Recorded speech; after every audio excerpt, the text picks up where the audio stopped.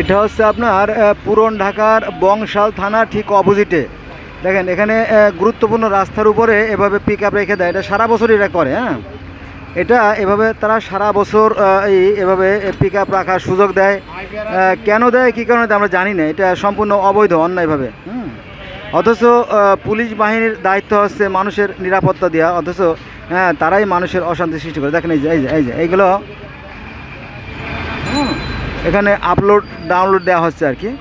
এই পার্কটা তো আপনারা সবাই চিনেন এটা আর কি। এখানে সারা বছরই এভাবে পিক আপগুলো রেখে দেওয়া হয়। দেখেন এই দেখেন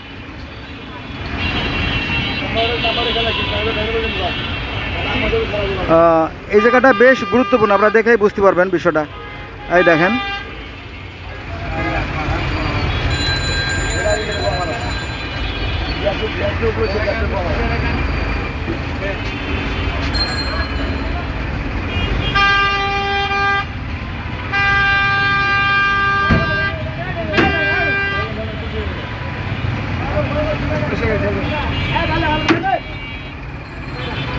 আপনারা বুঝতে পারছেন যে এই রাস্তাটা কতটা গুরুত্বপূর্ণ, তাই না? অথচ এই রাস্তার পাশে সারা বছরই এভাবে পিক আপ রেখে দেয়। আর এখান থেকে ফায়দা লোটে পুলিশেরা। হ্যাঁ, শুধু এই পাশেই না, এ পাশেও দেখেন। এই যে আইল্যান্ডের পাশে দেখেন ময়লা বাহী যে ঠেলা গাড়িগুলো সেগুলো রেখে দিয়েছে।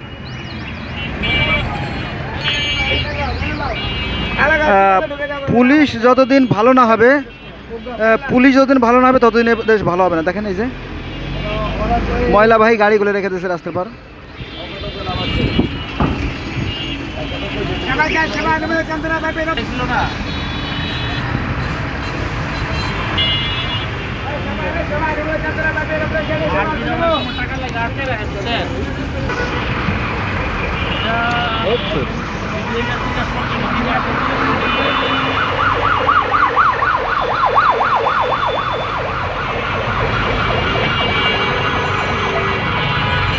আপনারা লক্ষ্য করছেন কিনা জানি না যে আইল্যান্ডের পর দেখেন যেখানে মানুষ চলাচল করবে সেখানে ভ্যান দিয়ে রাস্তাগুলো আটকে রাখা হয়েছে। দেখেন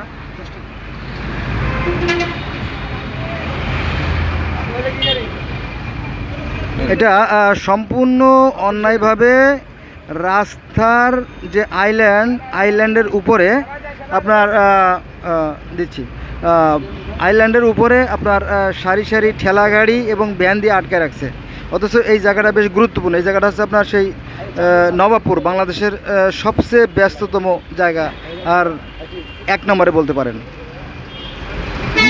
আর এ কারণেই আপনার গণভোগান্তির কোনো শেষ নাই। হ্যাঁ, এখান থেকে মনে করেন যে গুলিস্তান থেকে